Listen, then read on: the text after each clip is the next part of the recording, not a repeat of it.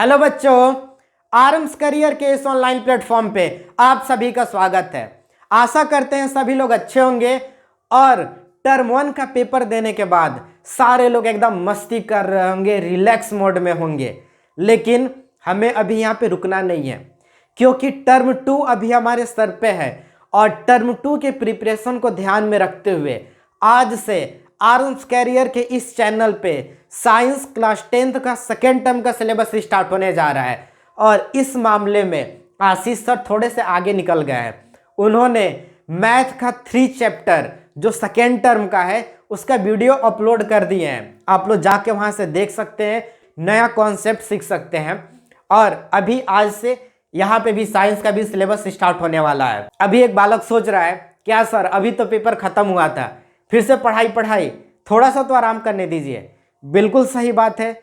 2 महीने से तुम लोग जो है स्ट्रेस में थे, कैसा पेपर होगा, क्या पेपर होगा, वो सारा खत्म हो गया। थोड़े से स्ट्रेस से बाहर निकले हो और इस चीज़ को ध्यान में रखते हुए कि तुमको कोई स्ट्रेस ना पड़े, एक जो हम चैप्टर चूज किए हैं। जब लेक्चर बनाने का हम सोच रहे थे कि कौन सा लेक्चर स्टार्ट किया जाए, कौन सा चैप्टर स्टार्ट किया जाए, तो ये ध्यान में रखा गया कि तुम लोग को कोई स्ट्रेस ना पड़े। तो फिर दिमाग में आया कि क्यों ना इस चैप्टर को स्टार्ट किया जाए। एक सोच रहा है कौन सा चैप्टर, अरे बताया जाएगा चैप्टर, थोड़ा सा तो रुको, सस्पेंस है ना, बिना सस्पेंस का मजा थोड़ी आएगा। तो ये बहुत ही एक खूबसूरत चैप्टर है, पता भी नहीं चलेगा कि कब खत्म हो गया। एकदम हंसते खेलते ये चैप्टर जो है गुजर जाएगा। और खास बात, इसमें बहुत कुछ सीखने को मिलेगा। ये हमें एक नया एक्सपीरियंस दे के जाएगा। अरे अब तो बता दीजिए सर चैप्टर का नाम। बिल्कुल बिल्कुल बताया जाएगा इस चैप्टर का नाम।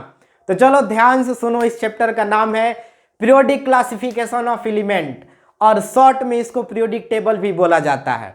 क्या बोला जाता है? Periodic table. और आप लोग जानते भी होंगे पीरियोडिक टेबल अपने घर पे भी लगाए होंगे। आज हम उस पीरियोडिक टेबल को जो है पढ़ेंगे, देखेंगे कि पीरियोडिक टेबल कैसे बना, क्या क्या हुआ। तो आज का एक ये बेसिक इंट्रो लेक्चर होने वाला है, इसमें बहुत सारा कुछ हम लोग नहीं कवर करेंगे। बस 2 साइंटिस्ट, हमारे जो महान साइंटिस्ट हैं जिन्होंने पीरियोडिक टेबल का नींव रखा और आगे इस वर्क को बढ़ाया, उनके बारे में जानेंगे। तो कौन कौन से साइंटिस्ट थे? पहले साइंटिस्ट थे जॉन वुल्फगैंग डोबेराइनर। क्या नाम था इनका? John Wolfgang Dobereiner.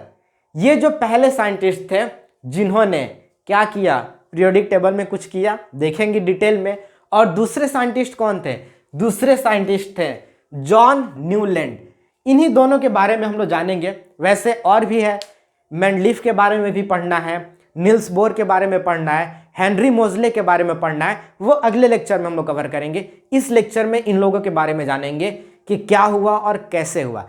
तो लेक्चर स्टार्ट करने से पहले एक काम करना है, वो यहाँ पे जुड़ के अपने सारे डाउट को क्या कर सकते हो, क्लियर कर सकते हो। कोई दिक्कत नहीं होगा, जुड़ो और अपने डाउट को क्लियर करो। तो चलो हम लोग क्या करते हैं, अपने लेक्चर को शुरू करते हैं। तो ये रहा हमारा आज का topic, periodic classification of element. और किसी भी चैप्टर को अगर समझना हो तो उसका जो हेडलाइन होता है उसको समझना जरूरी होता है। अगर हेडलाइन समझ में आ गया तो फिर सारा चीज इजी हो जाता है। बिल्कुल सही बात बोले हैं सर, लेकिन हेडलाइन में तो हम लोग को सिर्फ एक ही चीज समझ में आ रहा है, वह है एलिमेंट। क्या है? एलिमेंट। क्योंकि अभी अभी हम लोग क्या किए हैं, मेटल नॉन मेटल पढ़ के टर्म 1 का पेपर देने गए हैं। और ये तो हम लोग जानते हैं कि नेचर में अभी प्रेजेंट टाइम में 118 एलिमेंट होता है। लेकिन बाकी का जो वर्ड है पीरियोडिक क्लासिफिकेशन, ये कुछ समझ में नहीं आया सर, बताइए क्या होता है। बिल्कुल बताया जाएगा बालक क्या होता है। देखो पीरियोडिक क्लासिफिकेशन का मतलब क्या हुआ, सबसे पहले समझते हैं पीरियोडिक। इतना तो पता है कि 118 एलिमेंट है। यस सर, बिल्कुल पता है। तो देखो अगर 118 एलिमेंट को अगर हम सजाते हैं, कोई भी बेसिस ले लेते हैं, फिलहाल अभी हम लोग नॉर्मल देखेंगे क्या है। 118 एलिमेंट को सजाते हैं, तो जब हम सजाएंगे, उसको अरेंज करेंगे, तो एक फिक्स इंटरवल के बाद, किसके बाद? एक फिक्स इंटरवल के बाद प्रॉपर्टी किसी ना किसी एलिमेंट के साथ मैच करेगा। 118 एलिमेंट सजाए, एक फिक्स इंटरवल के बाद किसी भी एलिमेंट का प्रॉपर्टी पीछे किसी एलिमेंट से क्या करेगा, रिजेंबल करेगा, मैच कर जाएगा, तो इसी को बोलते हैं पीरियोडिक। जैसे हम लोग का घड़ी है, एक फिक्स इंटरवल के बाद जैसे 60 सेकेंड में 1 मिनट होगा, तो हमेशा 60 सेकेंड में ही होगा। अगर हम आवर की बात करें तो 60 मिनट में 1 आवर होगा। अगर हम लोग एक दिन की बात करें तो 24 आवर में जो है एक दिन होगा, मतलब 24 घंटे का एक दिन होता है। तो ये इंटरवल फिक्स है। वैसे ही पीरियोडिक का मतलब होता है एक फिक्स इंटरवल के बाद प्रॉपर्टी मैच करेगा। और जब प्रॉपर्टी मैच करेगा तो तुम क्या करोगे, जिसके साथ प्रॉपर्टी मैच कर रहा है उसको उसके अगल बगल ऊपर नीचे कहीं ना कहीं सजाओगे। तो इसको बोलते हैं क्लासिफिकेशन। यानी फिक्स इंटरवल के बाद जो प्रॉपर्टी मैच कर रहा है उसको तुम लाके सजा दिए एक जगह पे जिसके साथ मैच कर रहा है, इसी को बोलते हैं पीरियोडिक क्लासिफिकेशन। और किसको सजा रहे हैं हम लोग, एलिमेंट को सजा रहे हैं। तो यही होता है पीरियोडिक क्लासिफिकेशन ऑफ एलिमेंट। अब एक बालक सोच रहा है, क्या सर झूठ मूठ का ये जो है साइंटिस्ट लोग कुछ ना कुछ करते रहता है और पढ़ना हम लोग को पड़ जाता है। एक चैप्टर ऐड हो गया है और इसमें से पेपर में पूछेगा और हम लोग को पढ़ना पड़ेगा। कितना मुश्किल काम है, इन लोग को कोई काम वाम नहीं होता है। तो बालक थोड़ा सा शांति बना के रखो। अगर ये नहीं हुआ रहता तब सोचो तुम्हारा जीवन कैसा होता, कैसे तुम पढ़ पाते पीरियोडिक टेबल, एलिमेंट के बारे में कैसे पढ़ते अगर पीरियोडिक टेबल होता ही नहीं। सोचो कितना मुश्किल आता। सबसे पहले हम तुमको क्या करते हैं, बोलते हैं ये 118 एलिमेंट लो, 118 एलिमेंट ले जाओ, हम जो पूछेंगे बताना।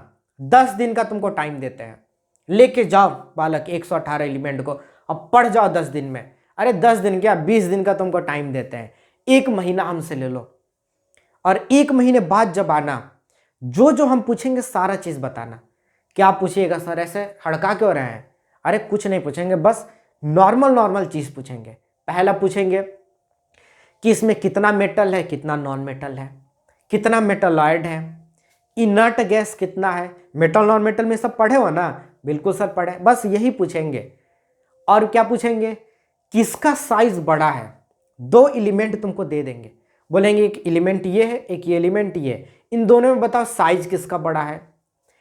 किसमें कितना नंबर ऑफ सेल है। नंबर ऑफ सेल क्या होता है, समझ लो एटम के बारे में तुम लोग पढ़े होगे कि बीच में न्यूक्लियस में प्रोटॉन प्लस न्यूट्रॉन होता है और जो बाहर वाला बाउंड्री होता है उस बाउंड्री को हम लोग बोलते हैं सेल। वो टॉर्च वाला सेल नहीं, या जो घड़ी में लगाते हो, ये जहाँ पे इलेक्ट्रॉन प्रेजेंट होता है, जो इलेक्ट्रॉन का घर होता है, उसको हम लोग सेल बोलते हैं। तो किस एलिमेंट में कितना नंबर ऑफ सेल होता है। उसके बाद तुमसे पूछ लेंगे कि अगर कोई एलिमेंट हाइड्रोजन के साथ रिएक्शन करता है तो उसका फॉर्मूला क्या होगा। अगर ऑक्सीजन के साथ रिएक्शन करता है तो उसका फॉर्मूला क्या होगा। अरे ये तो बता दो कि किसमें कितना वैलेंस इलेक्ट्रॉन है, किसमें कितना वैलेंसी, सॉरी किसका कितना वैलेंसी है, ये सब बता दो। ऑक्साइड का नेचर किसका कितना, मतलब क्या है, मतलब कोई भी एलिमेंट है उसका ऑक्सीजन के साथ रिएक्शन करोगे तो ऑक्साइड बनेगा, उसका नेचर क्या है, किसका एसिडिक है, किसका बेसिक है। प्लस हम तुमसे पूछ लिए, इतना तो पता है कि जो मेटल होता है वो इलेक्ट्रॉन को लूज करता है। यस सर, बिल्कुल पता है। और नॉन मेटल क्या करता है, नॉन मेटल इलेक्ट्रॉन को एक्सेप्ट करता है। तो चलो एक क्वेश्चन ही तुमसे पूछ लेते हैं। समझ लो ये एलिमेंट ए है, ये एलिमेंट बी है और ये दोनों ही मेटल है। और इन दोनों मेटल में हम बोलते हैं, बताओ दोनों तो इलेक्ट्रॉन निकालेगा, ये तो हमको भी पता है, लेकिन सबसे पहले दोनों में से कौन इलेक्ट्रॉन निकालेगा। या 3 है, सी भी हम ले लेते हैं। अब कंपेयर करके बताओ कि कौन सबसे पहले निकालेगा इलेक्ट्रॉन, कौन दूसरे नंबर पे निकालेगा और कौन तीसरे नंबर पे निकालेगा, और इसका रीजन क्या है। या दूसरे तरीके से तुमसे पूछ लिए कि तीनों मान लो कि नॉन मेटल है, और नॉन मेटल है तो इलेक्ट्रॉन को एक्सेप्ट करेगा, कौन सबसे पहले इलेक्ट्रॉन को एक्सेप्ट करेगा, कौन उसके बाद करेगा, और सबसे लास्ट में कौन करेगा। बाप रे बाप सर, इतना सारा चीज कैसे हम बताएंगे। बस इसी चीज को जो है आसान करने के लिए इसका जो है इसको बनाया गया, हमारे साइंटिस्ट मेहनत करके बनाए। अगर ये नहीं होते फिर केमिस्ट्री का नाम सुनते सुनते नींद आते, हालत खराब हो जाता, पसीना आना स्टार्ट हो जाता। तो सबसे पहले बहुत सारा अर्ली अटेम्प्ट हुआ, पीरियोडिक टेबल बनाने के लिए, लेकिन जो सबसे पहला पूरी दुनिया के सामने जो पीरियोडिक मॉडल रिकॉग्नाइज किया गया, पूरी दुनिया को बताया गया, वो हमारे ये जो है जॉन वुल्फगैंग डोबेराइनर साहब थे। इनका पीरियोडिक मॉडल पूरी दुनिया में धूम मचाया। और ये मतलब एक जर्मनी के केमिस्ट थे, जर्मन केमिस्ट थे। और ये पीरियोडिक मॉडल कब दिए थे? ये पीरियोडिक मॉडल जो है इनका 1829 में जो है इनका पीरियोडिक मॉडल दुनिया के सामने आया। और जब पीरियोडिक मॉडल दुनिया के सामने आया तो इस पीरियोडिक मॉडल में एक ये रूल बना के दिए थे, जिस रूल का नाम था डोबेराइनर ट्रायड। क्या नाम था? Dobereiner triad. तो अब चलो हम देखते हैं कि डोबेराइनर ट्रायड क्या होता है। तो डोबेराइनर ट्रायड के लिए हम लोग क्या करते हैं, इसको मिटाते हैं, ट्रायड को रहने देंगे, ये नीचे वाला मिटा देते हैं।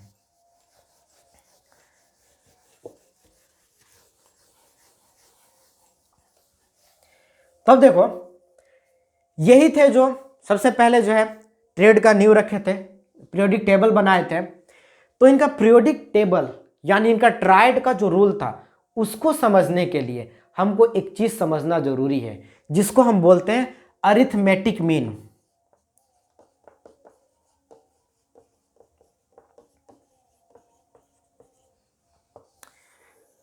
बहुत सारे बच्चे इस नाम से जो है वाकिफ होंगे कि अरिथमेटिक मीन क्या होता है, क्लास 10th में पढ़ना भी है अरिथमेटिक प्रोग्रेशन। और जिसको नहीं पता है टेंशन लेने की ज़रूरत नहीं है, जब हम है तो फिर टेंशन किस बात की। इसको सिर्फ और सिर्फ समझो कि एवरेज होता है, एवरेज निकालने तो आता है ना।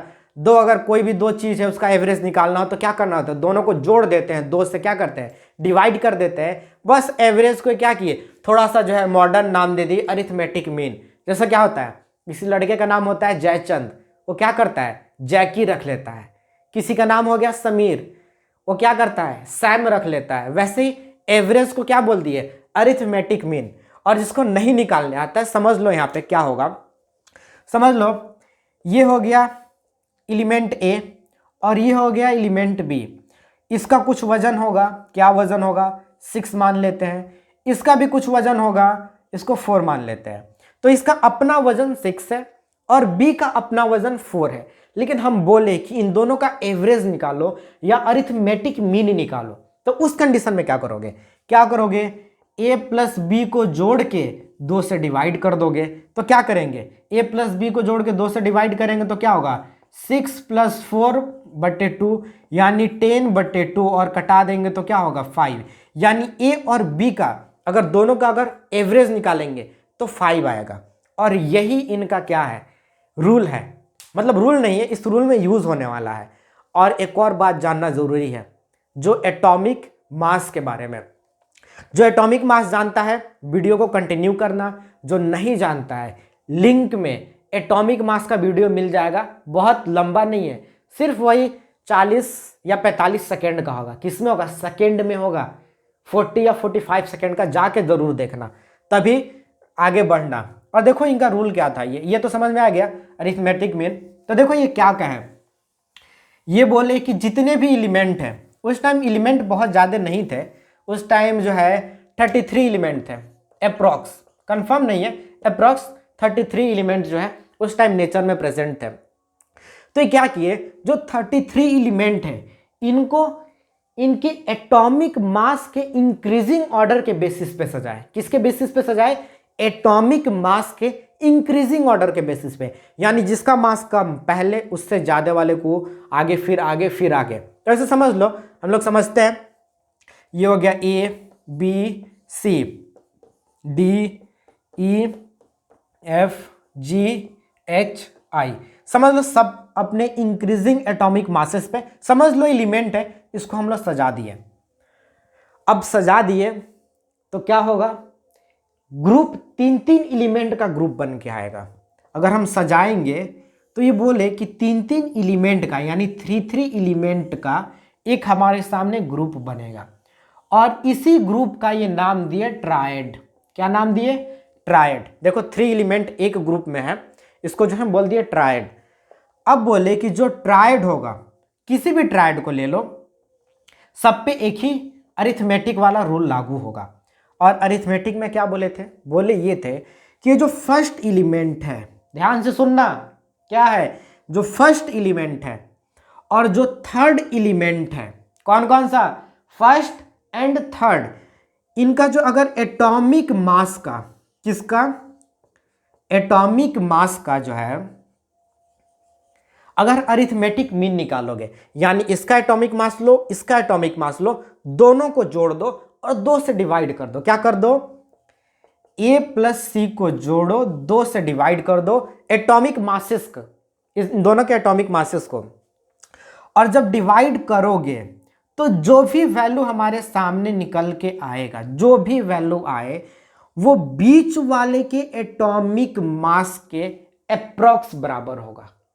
क्या होगा, जो भी वैल्यू निकल के आएगा वो हमारा जो बीच वाले का मिडिल एलिमेंट का, इस ट्रायड के मिडिल एलिमेंट का जो एटॉमिक मास होगा उसके लगभग बराबर होगा। यही इनका लॉ था अरिथमेटिक वाला, जो ट्रायड के फॉर्म में। और ये इसका निकाल लो, इसका निकाल लो, इसका निकाल लो, सब पे सेम होगा। यानी डी और एफ का अगर एटॉमिक मास का एवरेज निकालोगे तो ई के एटॉमिक मास के लगभग बराबर होगा, या जी और आई का एटॉमिक मास का एवरेज निकाल लो तो एच वाले एटॉमिक मास के लगभग बराबर होगा। और साथ में भी बोल दिए अगर ऐसा होता है तो, क्या, अगर ऐसा होता है तो बीच वाले से अगर मैच कर गया तो एक ग्रुप का जितने भी एक ट्रायड में एलिमेंट होंगे इनका केमिकल प्रॉपर्टी सिमिलर होगा। सिमिलर मतलब 100% मैच नहीं करेगा, 90% इनका केमिकल प्रॉपर्टी मैच कर गया। अगर इसका अगर मतलब अरिथमेटिक मीन बीच वाले से मैच हुआ, मतलब दोनों को निकाले और बराबर आया, तो इसमें जितने भी एलिमेंट होंगे आपस में तीनों एलिमेंट का केमिकल प्रॉपर्टी सिमिलर होगा और इसमें भी सिमिलर होगा। यही इनका रूल था। क्या सर कुछ भी बता रहे हैं, ये कैसे हो सकता है कि 2 को जोड़ दिए बीच वाले के बराबर हो गया। बुक नहीं खोले हैं तो कुछ भी उल्लू बना दीजिएगा हमको, मतलब क्या समझ रखे एकदम लल्लू। अरे ऐसा नहीं है बालक, यही है। तुमको मेरे पे विश्वास नहीं हो रहा है तो चलो, विश्वास नहीं हो रहा तो क्या करते हैं, इनका स्टेटमेंट देखोगे तो विश्वास होगा। बिल्कुल सर, स्टेटमेंट लिखवाइए, क्या है इनका स्टेटमेंट। तो चलो देखते हैं इनका स्टेटमेंट। ये रहा उनका स्टेटमेंट, और स्टेटमेंट में देखो क्या लिखा हुआ है, ध्यान से पढ़ना स्टेटमेंट को। स्टेटमेंट में लिखा हुआ है when element are arranged in order of increasing atomic mass, यानी किसी भी एलिमेंट को हम इंक्रीजिंग एटॉमिक मास पे अरेंज करेंगे। किस पे अरेंज करेंगे, इंक्रीजिंग एटॉमिक मास पे। तो जब अरेंज करेंगे तो क्या होगा, ग्रुप ऑफ 3 एलिमेंट, और 3 एलिमेंट के ग्रुप को हम क्या बोलते थे, ट्रायड बोलते थे, तो वही ट्रायड फॉर्म होगा। Having similar chemical property are obtained, और इस ट्रायड का जो केमिकल प्रॉपर्टी होगा 3-3 के ग्रुप का वो सिमिलर होगा। अब विश्वास हुआ कि जो हम पढ़ाए सही पढ़ाए, ऐसे कुछ भी नहीं पढ़ा दिए हैं। अरे अब तो विश्वास कर लो यार, बिल्कुल सही पढ़ाया गया है तुम लोगों को। आगे देखो इनका स्टेटमेंट को हम लोग फॉलो करते हैं। अगले स्टेटमेंट में क्या कहते हैं, लिखते हैं the atomic mass of middle element, यानी जो इनके ट्रायड का मिडिल एलिमेंट है उसका atomic mass approx equal to the arithmetic mean of atomic mass of other 2 element, यानी जो बीच वाले एलिमेंट का एटॉमिक मास है वो इनके ट्रायड के जो 2 अलग अलग एलिमेंट है फर्स्ट और थर्ड, उसके एटॉमिक मास का एवरेज निकालोगे उसके लगभग बराबर होगा, या बराबर हो भी सकता है या थोड़ा सा डिफरेंस आ सकता है। यही इनका ट्रायड था। जैसे तुमको विश्वास नहीं हुआ कि कैसे कुछ भी करके तुम्हारे सामने लॉ रख दिया गया है, वैसे ही दुनिया को भी विश्वास नहीं हुआ। तो दुनिया को विश्वास में लाने के लिए ये क्या किए, अपना ट्रायड को लॉन्च किए। बताएं 3-3 का ग्रुप जो है 3 ट्रायड इन्होंने दुनिया को दिखाया। वैसे किसी भी बुक को पढ़ोगे, अलग अलग बुक में जो देखोगे, किसी में 4 ट्रायड बना हुआ है, किसी में 5 ट्रायड बना हुआ है, लेकिन हम लोग को क्लास 10th में सिर्फ और सिर्फ 3 ट्रायड के बारे में पढ़ना है। और वो 3 ट्रायड का नाम उन्होंने क्या दिया, फर्स्ट ट्रायड का नाम दिया अल्कली मेटल, यानी अल्कली मेटल ग्रुप। जो सेकेंड ट्रायड था उनका, उसका नाम था एल्कलाइन अर्थ मेटल, और थर्ड ट्रायड था हैलोजन। यानी यही 3 ट्रायड था, alkali metal, alkaline earth metal और हैलोजन। तो अल्कली मेटल ग्रुप में तुम्हारा आया है लिथियम, सोडियम, पोटेशियम। लिथियम का वजन तुम्हारा होता है 7 और तुम्हारा सोडियम का होता है 23 और पोटेशियम का कितना होता है? पोटेशियम का होता है 39। तो क्या यहाँ पे लिखा भी हुआ होगा, पहला ट्रायड में आया लिथियम, सोडियम, पोटेशियम। लिथियम का 7, सोडियम का 23 और पोटेशियम का 39। अब हमको क्या करना है, चेक करते हैं ट्रायड को भाई कि सही है या नहीं है। तो यस सर, बिल्कुल चेक करके बताइए। देखो चेक क्या करना है, सब कुछ सामने लिखा हुआ है। देखो लिथियम का 7 है, पोटेशियम का 39 है। यही ना था कि फर्स्ट और थर्ड को जोड़ो, 2 से डिवाइड करो, जो भी वैल्यू आएगा देखो बीच वाले से मिलता है कि नहीं है। तो देखो 7 और 39 को हम जोड़ेंगे और 2 से डिवाइड करेंगे तो 7 और 39 कितना होता है 46 होता है। और 46 को अगर 2 से डिवाइड करेंगे तो कितना आता है 23। अब यहां पे देखो, यहां पे अप्रॉक्स वाली बात नहीं है, यहां पे एग्जैक्ट क्या हुआ है, एग्जैक्ट 100% एकदम अर्थमेटिक मीन का वैल्यू एटॉमिक मास के बराबर आया है। दोनों को कटा के देखो 23 है और 23 सोडियम का होता है। एकदम बवाल मच गया दुनिया में। ये बोल रहे थे अप्रॉक्स, यहां पे तो एग्जैक्ट आ गया। बहुत खुश हुए सारे लोग, ये भी एकदम खुश हो गए। अब सिर्फ खुश होने से तो बात नहीं होगा, अब हम लोग केमिकल प्रॉपर्टी के बारे में जानते हैं। तो पहले वाले जो अल्कली में क्या था, सोडियम, लिथियम और पोटेशियम, इनका प्रॉपर्टी ये है, तुम लोग सब लोग जानते हो, ये तीनों के तीनों क्या है, ये तीनों की तीनों मेटल है। क्या सर, ये तो हम भी जानते हैं, कुछ एक्स्ट्रा प्रॉपर्टी बताते हैं। अरे ये जान लिए, अब आगे भी देखते हैं। अगला प्रॉपर्टी ये है कि अगर इनमें से तीनों में से किसी को पानी में डालोगे तो अल्कली बनाएगा और हाइड्रोजन गैस निकलेगा। क्या बनाएगा? अल्कली बनाएगा और हाइड्रोजन गैस निकलेगा। सर अब ये अल्कली क्या होता है बताइए। जिसको जिसको अल्कली नहीं पता है तुरंत मुर्गा बन जाओ, बिल्कुल देर मत करो मुर्गा बनने में। गधा सर, अभी एसिड बेस पढ़ के आ रहे हो तुम लोग और अल्कली का मतलब नहीं पता है, ऐसे कैसे चलेगा? ऐसे काम नहीं चलेगा। तो देखो चलो बताते हैं, लेकिन भूलना नहीं। अब अल्कली क्या होता है, अल्कली भी एक बेस है। क्या है? बेस है। अब देखो बेस किस चीज से बनता है, बेस बनता है मेटल से। और एसिड किस चीज से बनता है, एसिड नॉन मेटल से बनता है। मेटल से क्या बनता है, बेस। और नॉन मेटल से क्या बनता है नॉन मेटल से बनता है एसिड। नोट कर लो कहीं भी। और अल्कली भी एक बेस है, अल्कली भी बेस है। नहीं आया समझ में बात? चलो नहीं आया कोई बात नहीं, एक लाइन पकड़ लेना।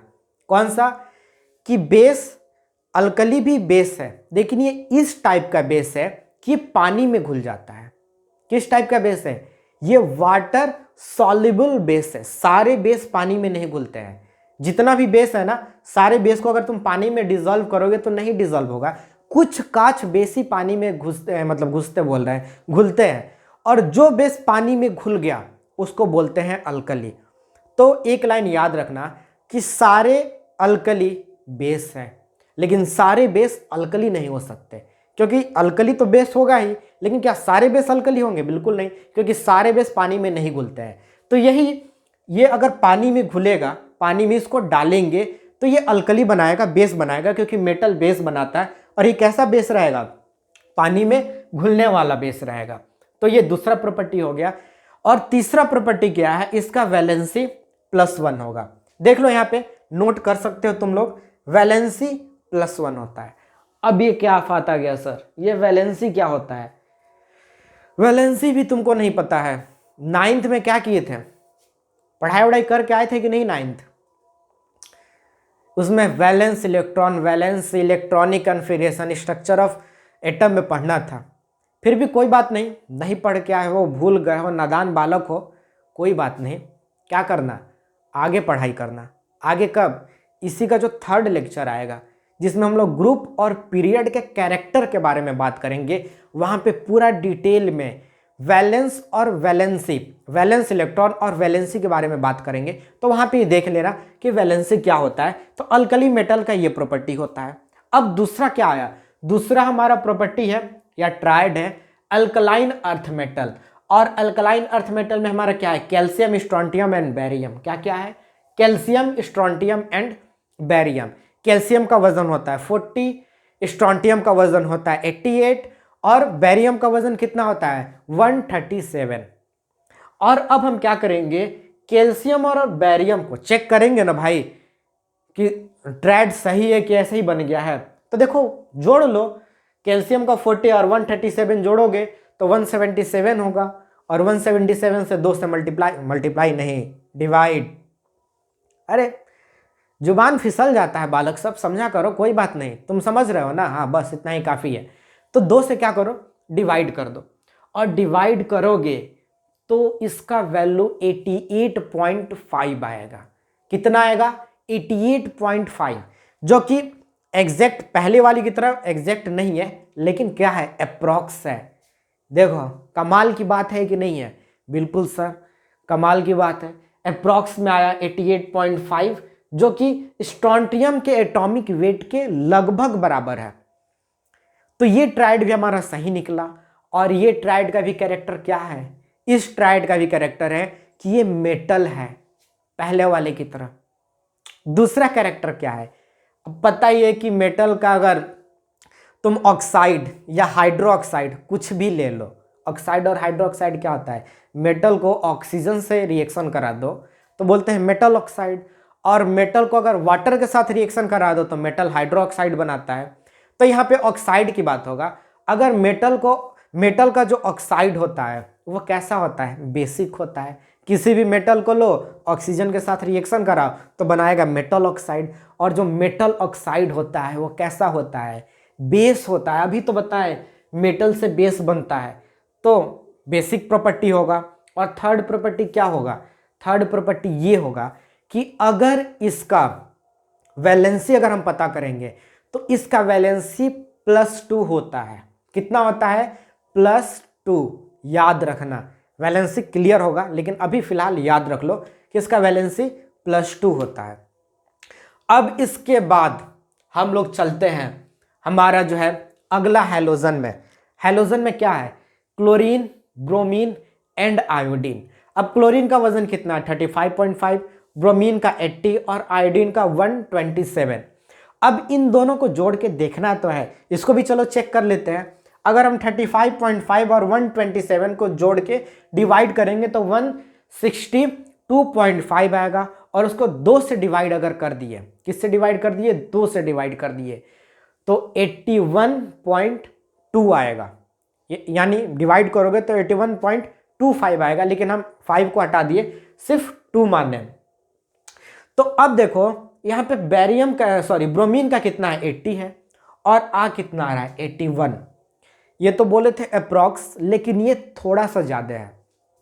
अप्रॉक्स में हम कितना ले सकते हैं 0.5, 0.7, 0.9, लेकिन ये 1.2 एक्स्ट्रा हो रहा है।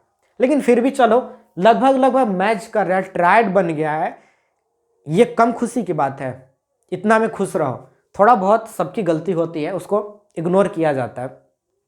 तो देखो इसके बराबर आ गया, मतलब अप्रॉक्स में आया। और पहले भी बोले हुए कि क्या है, कहा गया है अप्रॉक्स बराबर इक्वल होगा।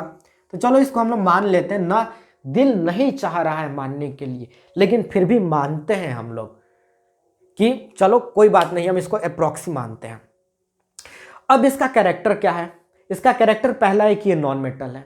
अभी भी तुम लोग पढ़ते हो हाइलोजन नॉन मेटल के ग्रुप में आता है, तो ये नॉन मेटल है।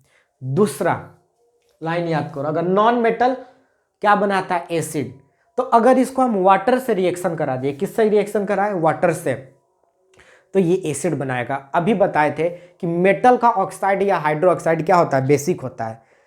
तो जब नॉन मेटल को ऑक्सीजन के साथ या वाटर के साथ रिएक्शन कराएंगे तो एसिडिक होगा कि नहीं होगा, बिल्कुल होगा सर, एसिडिक होता है। और थर्ड प्रॉपर्टी ये है कि इसका वैलेंसी -1 होता है। अब ये क्या बात हुआ सर, यहाँ पे भी वैलेंसी 1 है और यहाँ पे भी वैलेंसी 1 है। क्या कुछ गड़बड़ नहीं लग रहा है? नहीं बालक, गड़बड़ बिल्कुल भी नहीं है। गड़बड़ इसलिए नहीं है क्योंकि देखो यहाँ पे प्लस है और यहाँ पे माइनस है। क्या है? माइनस है। और सारा का सारा खेल ये प्लस और माइनस का ही है।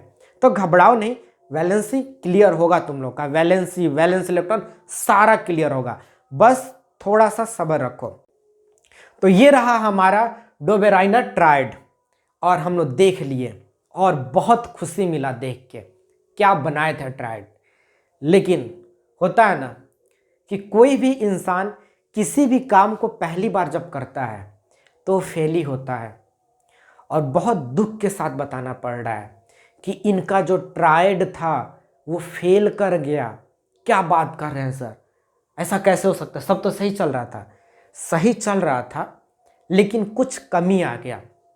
कमी ये आ गया कि ये उस टाइम जितने भी 33 एलिमेंट थे। कितने एलिमेंट थे? 33 एलिमेंट। ये 33 एलिमेंट को ट्रायड के फॉर्म में अरेंज नहीं कर पाए। सिर्फ और सिर्फ यही कुछ एलिमेंट को क्या किए? अरेंज किए। और उसके बाद इनका कोई भी एलिमेंट ले लो, ट्रायड के रूल को फॉलो नहीं कर रहा था। यही इनका मिस्टेक था। तो इनके जीवन से सीखने की ज़रूरत है। ज़रूरत यह है कि जब इतने महान साइंटिस्ट लोग जब किसी काम को करते हैं तो उसमें भी वो लोग फेल होते हैं, लेकिन हम लोग क्या करते हैं? मैथ का क्वेश्चन बना रहे हैं, साइंस का क्वेश्चन बना रहे हैं, डर रहे हैं कि गलत बन जाएगा। अरे डरो नहीं, इतने महान लोग भी जब काम करते हैं ना तो फेल हो जाते हैं। तो जिस जिस दिन तुम फेल हो रहे हो उस दिन क्या करो? खुशी मनाओ, क्योंकि तुमने उस दिन कुछ किया है। क्योंकि अगर तुम फेल नहीं हो रहे हो तो यकीन मानो उस दिन तुम कुछ नहीं कर रहे हो, जो पीछे का रिपीट है उसी को पढ़ रहे हो।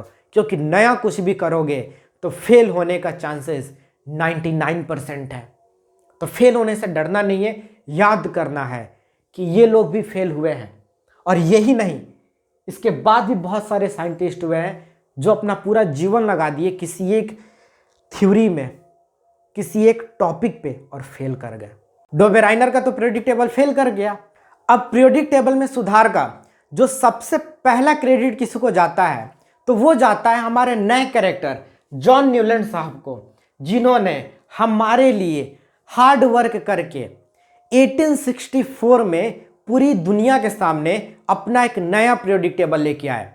क्योंकि डोबेराइनर का पीरियोडिक टेबल 1829 में फेल कर गया था। उसके बाद यही थे जो पीरियोडिक टेबल फिर से सुधारे, बनाए अपना पीरियोडिक टेबल और हम लोग के लिए लेके आए। लेकिन पीरियोडिक टेबल समझने से पहले इनके बारे में जानना जरूरी है। इनको म्यूजिक से बहुत ही ज़्यादा प्यार था। किससे प्यार था? म्यूजिक से। और इसी पे एक लाइन हम तुम लोग को बताना चाहते हैं। एक मूवी का लाइन है, उस मूवी का नाम हम नहीं लेना चाहेंगे, लेकिन लाइन पे ध्यान देना। लाइन ये था कि टूटे हुए दिल से ही संगीत निकलता है। क्या होता है? टूटे हुए दिल से ही संगीत निकलता है। और ये इतने महान थे कि संगीत से पीरियोडिक टेबल निकाल दिए। क्या किए? पीरियोडिक टेबल संगीत से निकाले थे। ये क्या बात हुआ सर? हमेशा हम लोग उल्लू बनाते रहते हैं। कभी एवरेज पे पीरियोडिक टेबल निकाल देते हैं, कभी म्यूजिक से पीरियोडिक टेबल निकाल देते हैं। अरे सही बात है, हम नहीं कह रहे, ऐसा इन्होंने बताया था। मेरा तो एक भी लाइन नहीं है इसमें। यही बोले थे कि हम म्यूजिक पे ही इस पीरियोडिक टेबल को बनाए हुए हैं। अब देखो कैसे म्यूजिक टेबल पे बनाए थे। म्यूजिक पे बनाए थे कैसे? म्यूजिक में तुम एक चीज ध्यान देना कि म्यूजिक में ट्यून होता है, और कोई भी म्यूजिक उठा लो उसमें 7 ट्यून ही होता है। कितना ट्यून होता है? 7 ट्यून। वो कौन सा होता है? सा रे गा मा पा धा नी। ये 7 ट्यून से ही म्यूजिक बनता है और इसी पे ये बनाए अपना पीरियोडिक टेबल। ट्यून को समझते हैं। समझने के लिए सबसे पहले हम उसको लिखते हैं ट्यून को। सा रे गा मा पा धा नी। अब यही 7 ट्यून होता है, इसके अलावा तो कुछ होता नहीं है। लेकिन तुम चाहो तो इसको और आगे बढ़ा सकते हो। आगे बढ़ाओगे तो क्या होगा? वही होगा। फिर से सा रे गा मा पा धा और नी। इसके आगे भी बढ़ाते जाओ, इसके नीचे लिखते जाओ, जितना मर्जी उतना लिखते जाओ, कोई दिक्कत नहीं है। लेकिन फिर सर इसको लिखवा क्यों रहा है? इसको अगर समझ गए ना बाबू, तो फिर पीरियोडिक टेबल तुम भूलोगे नहीं। ऐसा बात है, बिल्कुल ऐसा ही बात है। देखो क्या होता है। तो देखो यहाँ पे समझने वाली बात यह है कि इतना सारा धुन है, इतना सारा ट्यून है, इस ट्यून में से हम किसी एक ट्यून को, एक धुन को सेलेक्ट करते हैं। अब तुम्हारी मर्जी, तुम जिसका मन करे सेलेक्ट करो। तुम यहां से सेलेक्ट करो, यहां से करो, इसका करो, इसका करो, इसका करो, किसी का भी करो, किसी एक को हम चूज करते हैं। चलो देखो किसका चूज किया जाए। तुम्हारा मर्जी, तुम किसी को करो, हम यहां से चूज करते हैं, इसको चूज करते हैं माँ से। अब देखते हैं कि माँ वाला ट्यून कहां पे मिल रहा है। ये रहा, हाँ यहां पे मैच किया। चलो यहां से वहां तक काउंट करके देखते हैं कि क्या होता है। 1 2 3 4 5 6 7 8, यानी ये फर्स्ट हुआ तो ये तुम्हारा 8 हुआ। यानी फर्स्ट ट्यून हम इसको माने हैं, तुम इसको भी मान सकते हो, इसको भी मान सकते हो। हम यहां से स्टार्ट किए, माँ से स्टार्ट किए, तो इसका जो है रिपीटिशन यानी सेम ट्यून 8th पोजीशन पे जाके मिला। सेम काम तुम कहीं से कर सकते हो, गा से करो। गा को हम क्या किए, फर्स्ट ट्यून मानते हैं। तो देखो गा जो है 1 2 3 4 5 6 7 8, और यहां से गया ना 1 2 3 4 5 6 7 और 8, यानी 8th पोजीशन तब यहां पे होता है। यानी तुम कोई भी ट्यून उठाओ और कहीं भी आगे बढ़ो, जो फर्स्ट ट्यून जिसको मानोगे वो 8th पोजीशन पे रिपीट कर जाएगा। कितने पोजीशन पे रिपीट करेगा? 8th पोजीशन पे। तुम किसी को फर्स्ट मानो। अब हम फर्स्ट से नहीं स्टार्ट किए तो कंफ्यूज नहीं होना, फर्स्ट से भी स्टार्ट करके देख लो। फर्स्ट से स्टार्ट किए, इसको मान लिए 1, पहला ट्यून है, किसी को भी मान सकते हैं हम।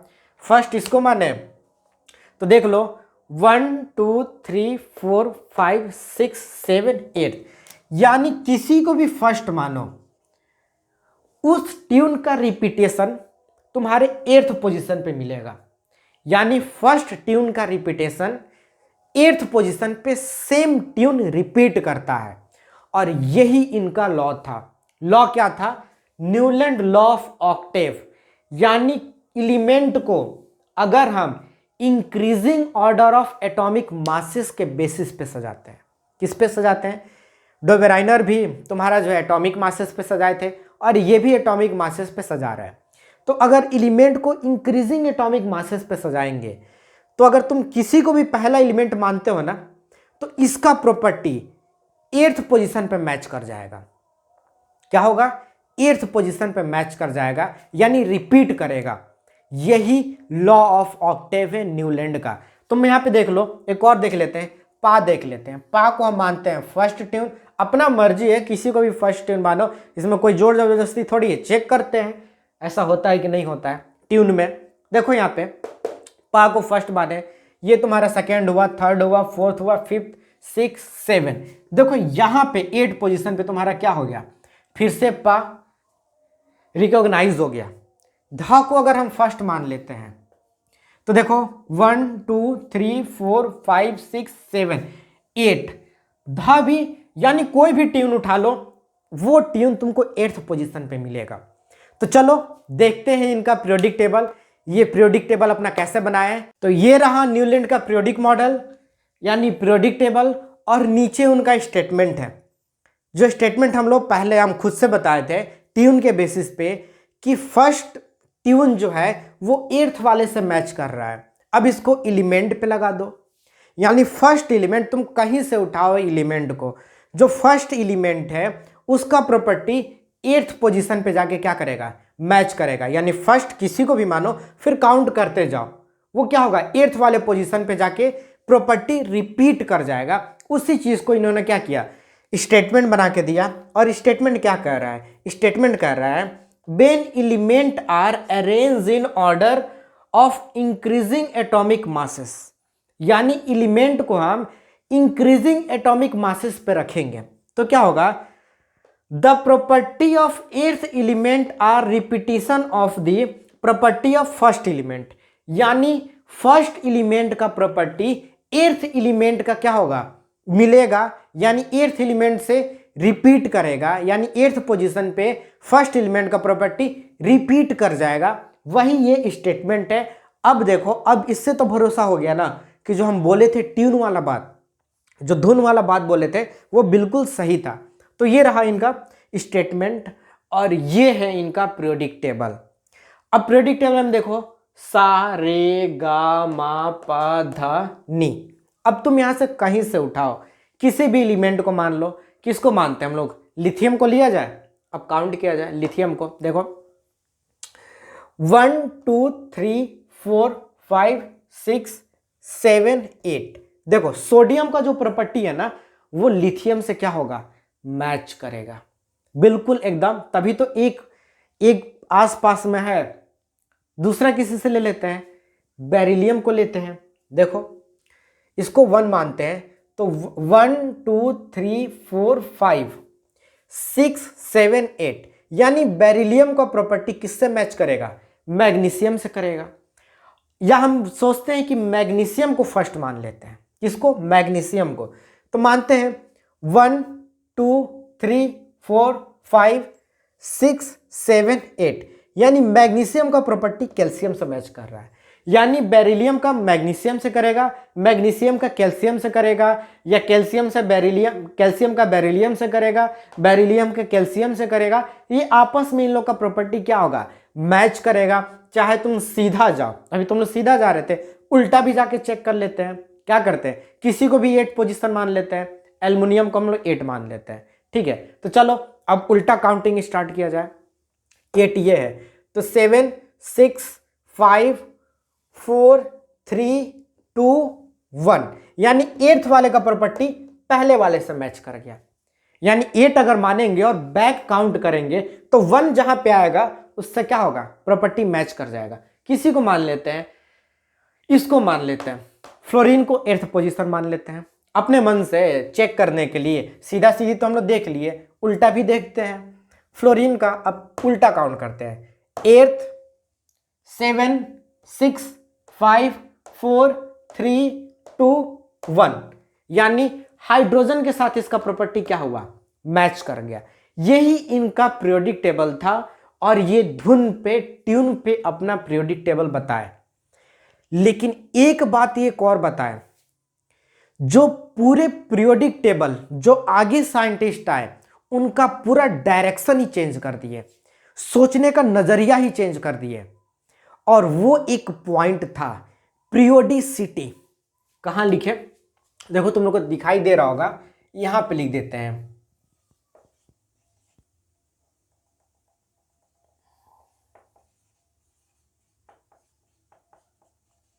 पीरियोडिसिटी। अब ये क्या है, अब ये क्या है सर, ये पीरियोडिसिटी क्या है। पीरियोडिसिटी का मतलब जानते हो क्या होता है, अगर हम एलिमेंट को सजा रहे हैं इंक्रीजिंग एटॉमिक मासेस पे, तो एक फिक्स इंटरवल के बाद क्या हुआ, जैसे इस पे हम समझते हैं, समझ लो कि अगर एलिमेंट को हम सजा दिए तो एक फिक्स इंटरवल के बाद प्रॉपर्टी क्या कर रहा है, रिपीट कर रहा है। अब ये जो प्रॉपर्टी रिपीट कर रहा है ना, इसमें बहुत सारे, इसका बहुत सारा प्रॉपर्टी हो सकता है। इसका केमिकल प्रॉपर्टी में बहुत सारा हो सकता है, इसका शेप हो सकता, सॉरी इसका साइज हो सकता है, इसका वैलेंसी हो सकता है, वैलेंस इलेक्ट्रॉन हो सकता है, कुछ भी हो सकता है, बहुत सारे प्रॉपर्टी है। तो एक फिक्स इंटरवल के बाद प्रॉपर्टी क्या होगा, या तो सेम रहेगा या इंक्रीज करेगा, यानी एक यूनिफॉर्म वे में इंक्रीज करेगा या डिक्रीज करेगा। इसी को बोलते हैं पीरियोडिसिटी। क्या बोलते हैं, अगर हम एलिमेंट को सजाएं तो एक फिक्स इंटरवल के बाद प्रॉपर्टी मिलेगा, और जो प्रॉपर्टी मिलेगा, जैसे समझ लो इस वाले ग्रुप को देखते हैं, अगर हम इसको सजाएं तो आगे बढ़ते बढ़ते सोडियम लिथियम से मिल गया। अब इनमें अगर पीरियोडिसिटी देखा जाए तो क्या हो सकता है, या तो सोडियम का प्रॉपर्टी लिथियम से 100% मैच करेगा, या कुछ उसमें इंक्रीज दिखाई देगा, या कुछ डिक्रीज दिखाई देगा। अब इस ग्रुप में जो भी है, इसमें सब लिथियम, सोडियम, पोटेशियम का आपस में प्रॉपर्टी मैच कर रहा है।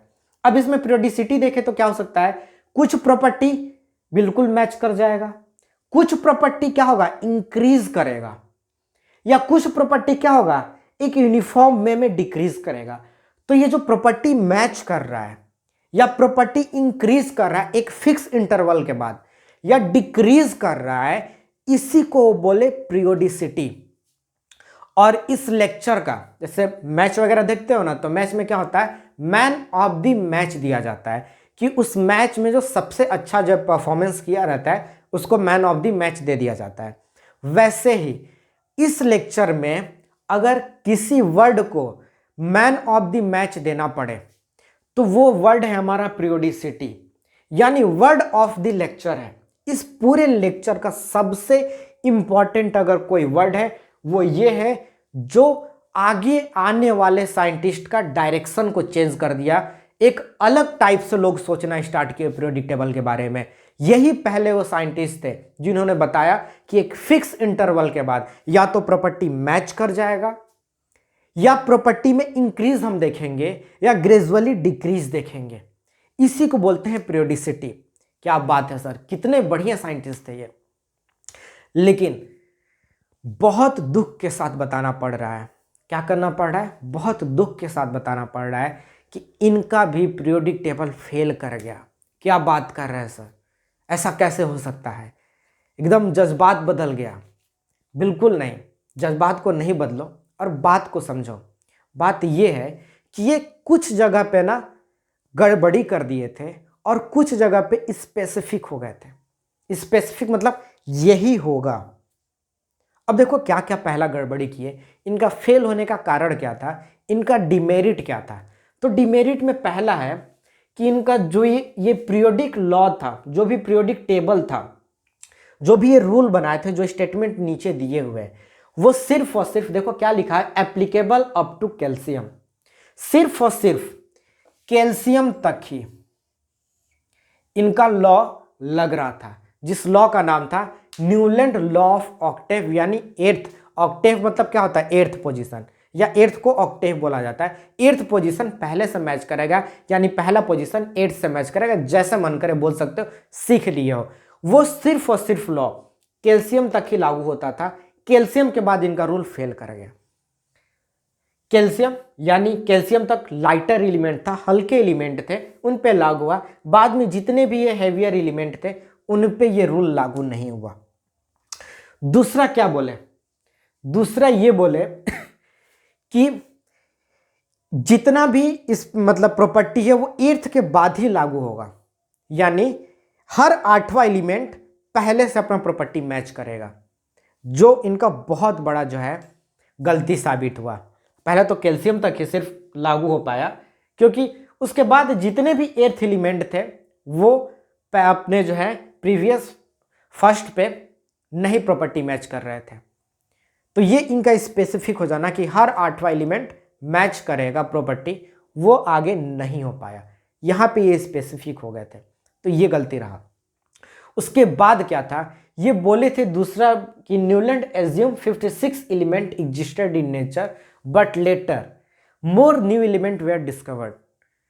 ये सिर्फ बोले थे ना कि 56 एलिमेंट भी हम पूरा एकदम खोज पड़ताल कर लिए, सारा सब कुछ कर लिए, अब 56 एलिमेंट ही नेचर में है, इससे ज्यादा नहीं हो सकता है, इससे ज्यादा आएगा नहीं, हम पूरा स्टडी कर लिया है।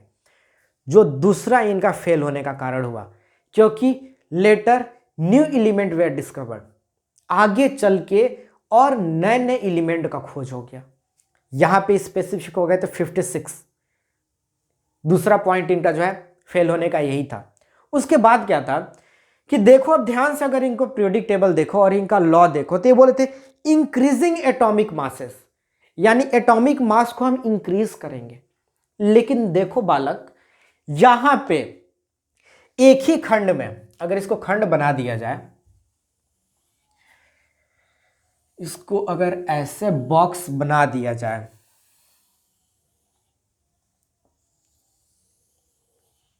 तो ये बोले थे कि एक बॉक्स में एक ही एलिमेंट रहेगा, उसके बाद उससे बड़ा वाला, फिर बड़ा एटॉमिक मास, फिर बड़ा एटॉमिक मास, फिर बड़ा एटॉमिक मास होगा। लेकिन तुम देखो यहाँ पे कोबाल्ट और निकिल के जगह पे।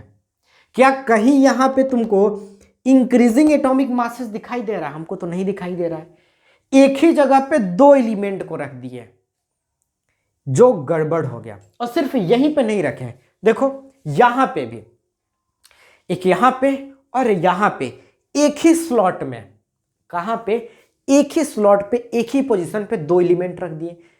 अब दो एलिमेंट को एक जगह रखोगे तो क्या यहां पे इंक्रीजिंग एटॉमिक मासेस है? बिल्कुल भी नहीं। यहां पे इनका गलती हो गया। और तीसरा गलती ये हो गया बेचारा, देखो फोर्थ गलती, थर्ड गलती तो ये एक ही जगह पे रख दिए थे। उसके बाद गलती ये हो गया कि देखो ये आयरन है और ये कोबाल्ट और निकिल है। क्या है? ये आयरन है और कोबाल्ट और निकिल है।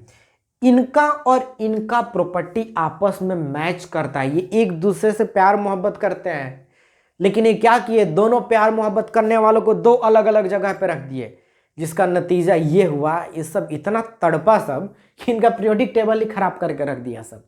यानी ये इससे प्रॉपर्टी मैच करता था। अब देखो इसको इस साइड रख दिए और उसको उस साइड रख दिए। सोचो कितना का डिस्टेंस, अगल बगल ऊपर नीचे रखे रहते तो एक समझ में आता, लेकिन सीधे इसको इस साइड उसको उस साइड रख दिए, जिसके वजह से इनका फोर्थ मिस्टेक रहा।